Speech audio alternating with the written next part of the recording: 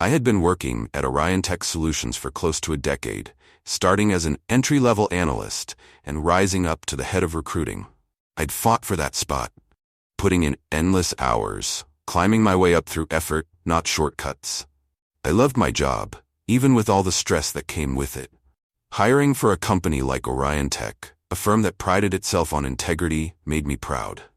That was part of the appeal, the reason I put up with the long hours and the politics. But one conversation with my boss, Mr. Harper, would put everything I valued to the test.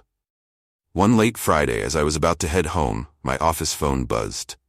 "Liam, can you come to my office for a minute?" Harper's voice sounded casual, but with him, you could never be sure. I closed my laptop and made my way to his corner office. Harper sat behind his desk, his steely gray eyes focused on me as I entered. "Have a seat," he said, gesturing to the chair across from him. I sat, a little uneasy, but trying to mask it. "Liam, you've done great work here. Built a strong team, kept the recruitment process clean and straightforward." He paused, folding his hands. "But I need you to do me a favor." "Of course, sir," I replied, mentally bracing myself. Whenever Harper needed a favor, it usually wasn't small. My nephew, Dylan, he's had a rough go of things lately. He said it like he was admitting some deep flaw in his own blood. Needs a job to get him on his feet. I think he'd be a great addition to Orion Tech. There was a beat of silence. I was familiar with Dylan's reputation. Half the staff knew the stories. Dylan was trouble.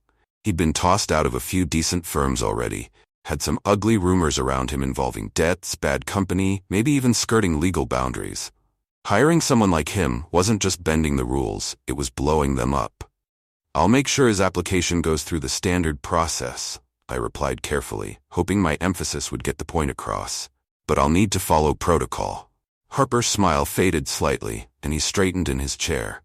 "Protocol? Look, Liam, all I'm asking is that you expedite it. Just let him through, give him the job. Trust me, he's more than qualified." I hesitated, then said, "With all due respect, sir, letting anyone through without review would undermine everything we've worked to build. In recruiting, the integrity of the company comes first." Harper's jaw tightened, and I saw a glint in his eye, something sharper than I'd seen before. "Liam, I think you're making this more difficult than it needs to be. If you can't handle one small favor, maybe I should start thinking about the kind of team I need here." I felt a flash of anger. I'd built that team from the ground up. They were loyal, hard-working, and operated by the book, my book.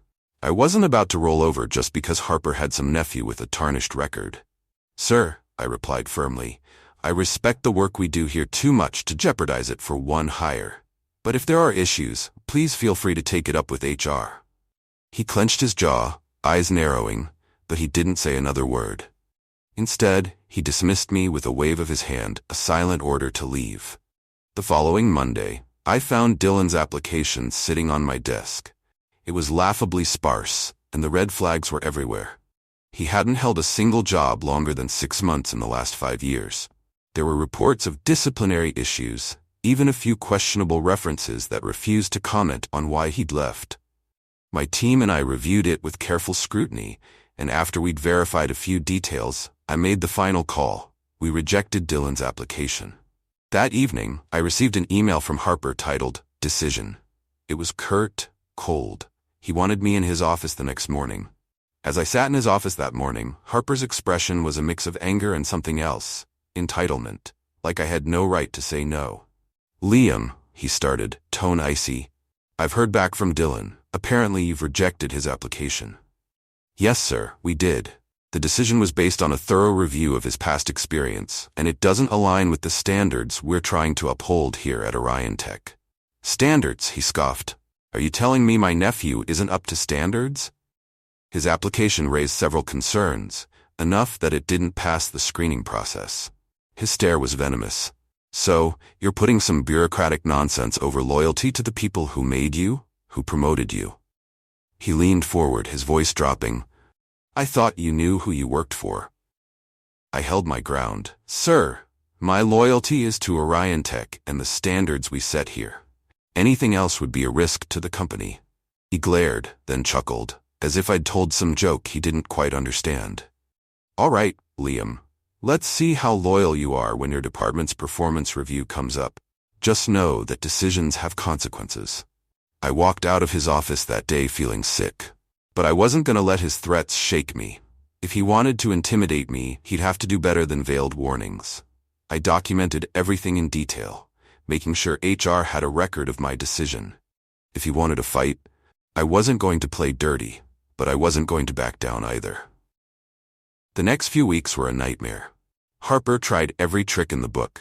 He started reassigning my team members to pointless cross-department projects, pulling my best people away from recruiting. My team was stretched thin, morale was tanking, and he knew it. Meetings were suddenly scheduled without notifying me, projects rerouted, important information withheld from me until the last minute. Harper was trying to isolate me, make me seem incompetent, hoping I'd slip up and give him a reason to fire me. But I documented everything. Every time he reassigned someone, every coincidental scheduling conflict, every instance of interference. One day, one of my managers, Kara, came to my office looking uneasy. "Liam, Harper's been pushing us to find anything that would call your decision-making into question. He's practically forcing us to dig for dirt on you." My stomach turned. Did he say that directly? Not in so many words, but he made it clear that you're the problem, and if we don't start adapting to his standards, we'd all be reevaluated. She shifted nervously. "A few people are scared, Liam. They feel like they don't have a choice." I nodded, trying to keep my face calm. "Thanks for letting me know, Kara. I'm not going to hold it against anyone if they're in a tough spot. Just do your jobs and don't worry about him. This will pass." Inside, though, I was furious. But instead of backing down, I tightened our hiring policies even more, doubling down on integrity. If he thought I'd fold under pressure, he was wrong. Then one Friday, he made his final move. I was called to HR and handed a termination notice. Harper's reasoning? Failure to follow executive direction, a vague charge that could be twisted however he wanted.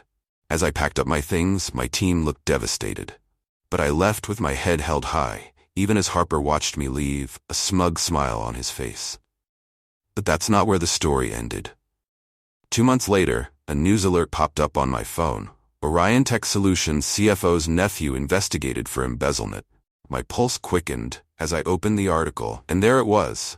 Dylan had been hired, without my knowledge, into a position in the finance department, and he'd wasted no time setting up fraudulent accounts and siphoning company funds. The report said he'd managed to steal close to $1 million in just 6 weeks, wiring funds to accounts connected to some pretty shady players. And it wasn't just embezzlement. Investigators had uncovered connections to organized crime. Apparently, Dylan had been using Orion Tech's finances to launder money for an entire network of illicit businesses. The authorities were closing in, and Harper was right in the middle of it. Over the next few weeks, the fallout was brutal. Clients withdrew their contracts, Orion Tech's stock plummeted, and Harper was forced to step down in disgrace. Employees started leaving in droves, some because they couldn't stand the association, others because they saw the writing on the wall. Within months, Orion Tech filed for bankruptcy. One day, Kara reached out to me. She'd managed to find a job at a new firm and wanted to thank me for holding the line back when things got rough. "If you hadn't stood up to him, I think we all would have gotten dragged into that mess," she said. "You did the right thing, Liam. I'm just sorry you had to lose your job for it." I told her the same thing I'd told myself, over and over. Sometimes the right thing costs more than you want, but you do it anyway. Looking back, I had no regrets. Harper's actions,